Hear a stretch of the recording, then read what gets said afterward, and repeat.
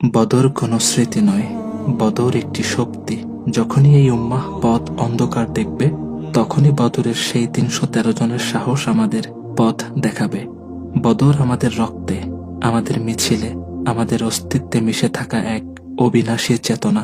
একদিকে ক্ষমতার দম্ভ, আধুনিক সমরাস্ত্র আর বিশাল বাহিনী, অন্যদিকে মাত্র ৩১৩ জন ক্ষুধার্ত প্রাণ, যাদের সম্বল বলতে ছিল মাত্র ২টি ঘোড়া আর ৭০টি উট।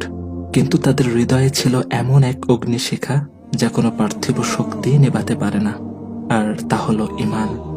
যুদ্ধের আগের রাতে যখন কাফের শিবির আমোদ ফুর্তিতে মত্ত, তখন সিজদা অবনত হয়ে কাঁদছিলেন বিশ্বনবী হযরত মুহাম্মদ সাল্লাল্লাহু আলাইহি ওয়াসাল্লাম। তার দুহাত আকাশের দিকে তোলা, চোখের পানিতে দাড়ি ভিজে একাকার। তিনি আরজি জানাচ্ছিলেন সাল্লাল্লাহু আলাইহি ওয়াসাল্লাম, হে আল্লাহ, আজ যদি এই মুষ্টিমেয় দলটি ধ্বংস হয়ে যায়, তবে এই জমিনে তোমার ইবাদত করার মতো আর কেউ অবশিষ্ট থাকবে না। বদর আমাদের শেখায় যে সংখ্যা তত্ত্ব দিয়ে বিজয় আসে না। যখন বান্দা তার শেষ বিন্দু দিয়ে চেষ্টা করে, আল্লাহর উপর ভরসা রাখে, তখন আসমান থেকে ফেরেশতারা নেমে আসেন জমিনের ধুলো উড়াতে। বদরের প্রান্তরে সেই অসাধ্য সাধন হয়েছিল।